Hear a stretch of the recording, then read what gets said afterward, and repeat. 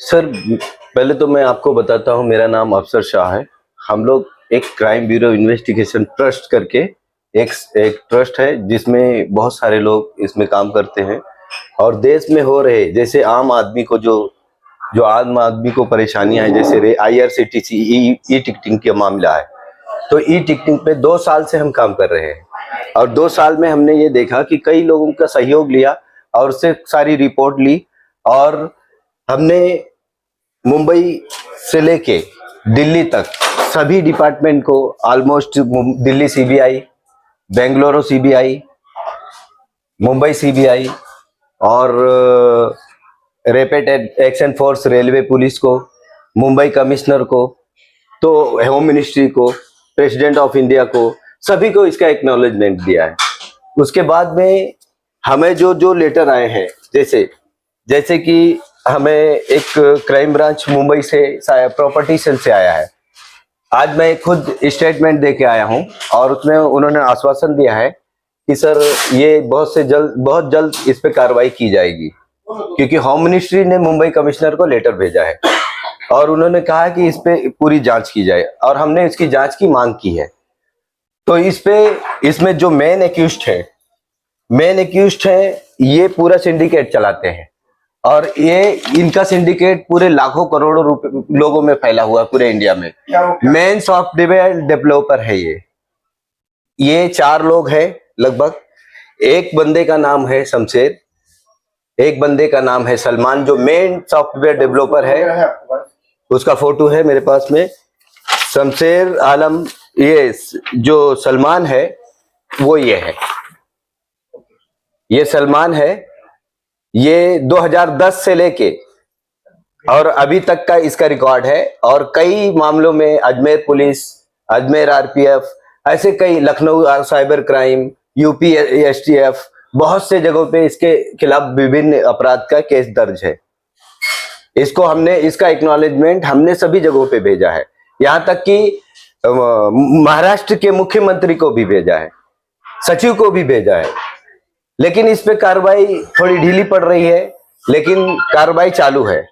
और property cell crime branch ने, भाई खल्ला ने हमें आश्वासन दिया है कि ये बहुत जल्द हम इस पे कार्रवाई करेंगे। दूसरा कोई आरोपी और भी कितने आरोपी इसमें ये अगर ये आते हैं, दूसरा आरोपी है इसका भाई, सलमान का भाई। नीचे करके दिखाएगा, ये देखिए, ये सलमान का भाई है, इसका नाम है जीसान।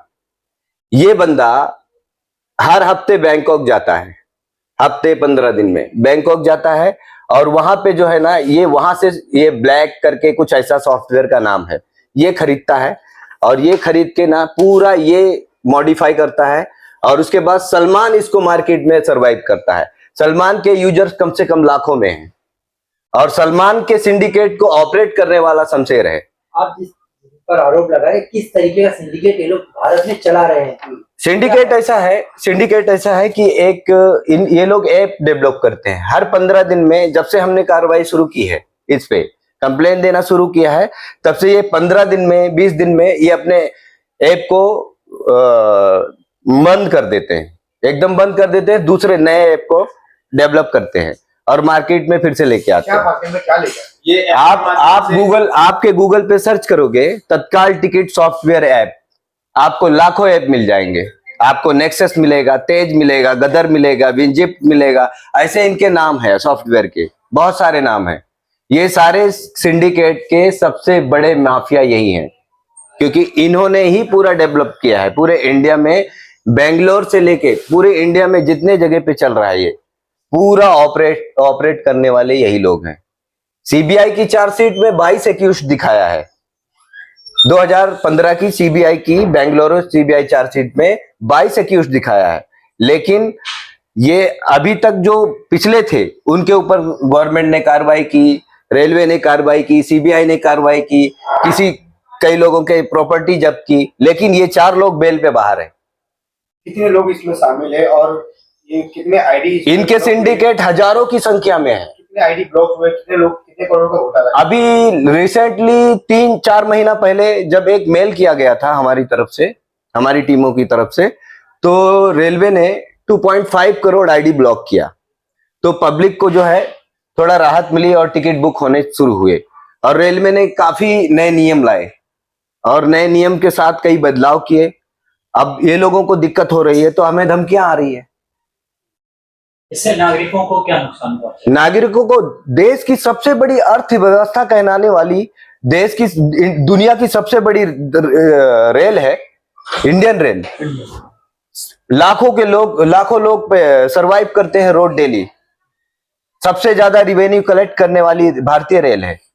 आप इसमें इस तरह का घोटाला कैसे बर्दाश्त करेंगे?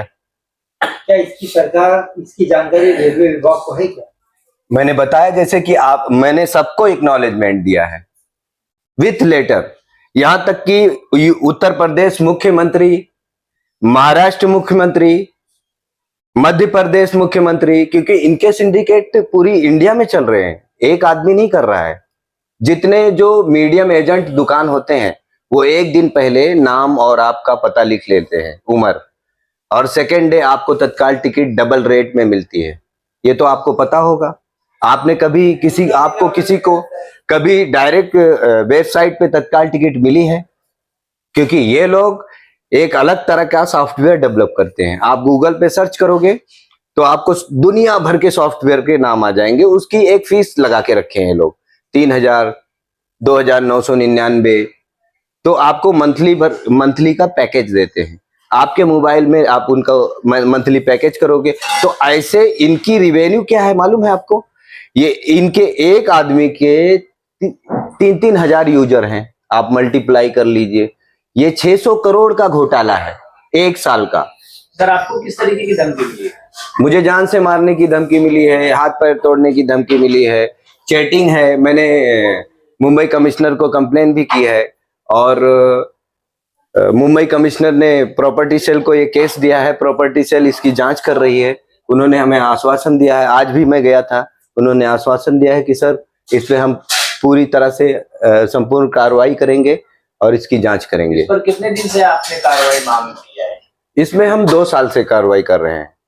2 साल से क्या कुछ कार्रवाई हुई है? क्या आश्वासन ही खाली मिल रहा है? क्या सरकार की इसमें कमजोरी नजर आ रही है? इसमें सरकार की कमजोरी नहीं, सरकार पेपरें तो लेती हैं, आप सभी को पता है, लेकिन सरकार के काम में देर होता है, लेकिन काम तो होता है। सरकार अंधी तो है नहीं। इतना बड़ा घोटाला तो बर्दाश्त नहीं किया जाएगा कि जो हर आम जनता के लिए ये खतरा है, क्योंकि हर आदमी डबल फीस दे के रेलवे पे सफर करता है। क्यों करता है? लेकिन रेलवे इन लोगों के ऊपर अंकुश लगाने के लिए पूरा प्रयास। रेलवे पे हम अंकुश नहीं लगा रहे हैं, ना किसी व्यक्ति पे अंकुश लगा रहे हैं। ये जो लोग हैं जो जिस तरीके से ये धांधली कर रहे हैं और इस तरीके से इन लोग ये सिंडिकेट चला रहे हैं, इसको रोकने के लिए भी रेलवे बहुत सारे कदम उठा रही है। तो क्या वो असफल हो रही है? रेलवे असफल ये हो रही है कि करप्शन के हिसाब से असफल हो रही है, क्योंकि ये पैसे खिला देते हैं, क्योंकि इनकी एक दिन की रिवेन्यू 5 करोड़ रुपया है। तो इन पे कई मामले दर्ज आप बताए, तो वो कैसे बाहर आ रहे हैं? क्या अभी भी वो मुंबई वो पेरोल पे बाहर है? कई मामलों में, जैसे लखनऊ साइबर क्राइम में वो अरेस्ट ही नहीं हुए हैं, अजमेर में अरेस्ट ही नहीं हुए हैं, ऐसे भी हैं, कई जगहों पे वांटेड है। तो ये जो जीशान और समा का जो आप फोटो दिखा रहे थे, क्या वो मुंबई में रहते हैं? ये मुंबई में रहते नहीं है। ये बंदा जो है जीशान, ये मेन जो खिलाड़ी मेन ये है, ये पीछे से काम करता है। और ये सलमान मेन मार्केट में ना डिपार्टमेंट से लेके सभी लोगों को ये मैनेज करता है अंदर नीचे करिए। लेकिन बाहर से जो है ना शमशेर है, शमशेर आलम जो है ना, पूरे सिंडिकेट के जो सुपर मास्टर होते हैं उसका कांटेक्ट सुपर मास्टर जो है ना शमशेर चलाता है। आपको कैसे मालूम पड़ा कि ये लोग?